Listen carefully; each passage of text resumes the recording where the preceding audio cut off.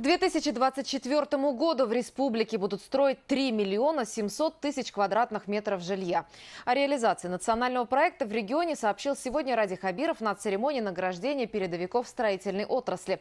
Государственные знаки отличия получили порядка сотни руководителей предприятий, проектировщиков, инженеров, каменщиков и маляров. Тех, кто возводит жилые дома и социальные объекты.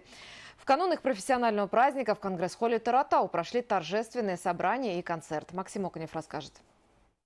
Последние приготовления перед приемом маленьких гостей. Осталось лишь выровнять стены, провести отделочные работы, подключить электроснабжение. Новый детский сад в селе Юмашево Чекмагушевского района строят для 95 ребятишек. Как только учреждение распахнет свои двери, в сельском поселении больше не будет очередей дошколят. Сейчас отделочные работы, покраску второго этажа почти закончили. Остался в втором этаже второй слой покраски докончить. Чем больше в деревнях детсадов, тем больше рождаемость. А на этом объекте работы только начались. К 2021 году здесь должен вырасти 9-этажный хирургический корпус кардиодиспансера республики.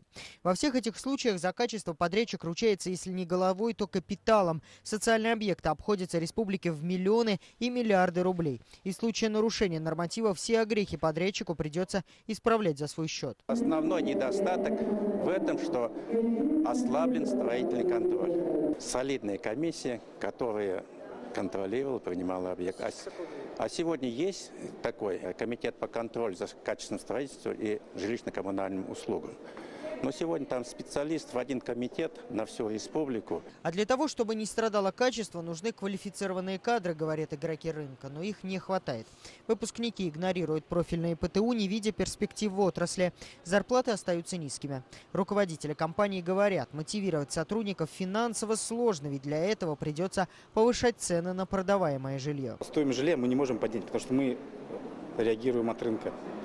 И вот приходится не то, что выкручиваются всевозможные модели по оплате труда, но и самое главное, что престиж профессии надо поднимать. Переломить ситуацию должен национальный проект, основой для которого стал майский указ Владимира Путина. Регион к 2024-му должен строить не меньше 3,7 миллионов квадратных метров жилья в год.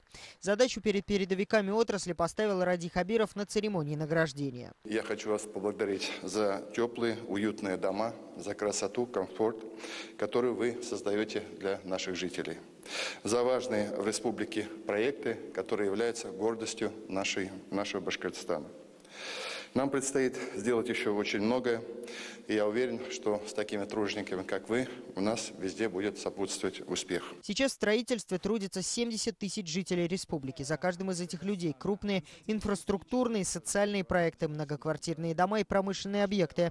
Ради Хабиров призвал решить еще одну большую проблему. Наконец, заселить в дома всех обманутых дольщиков. И первые шаги уже сделаны. Только за последние полгода долгожданные ключи получили почти 1000 жителей республики. Максим Окунев, Артур Ханов, Азат Ишбулатов. Новости. Город Уфа.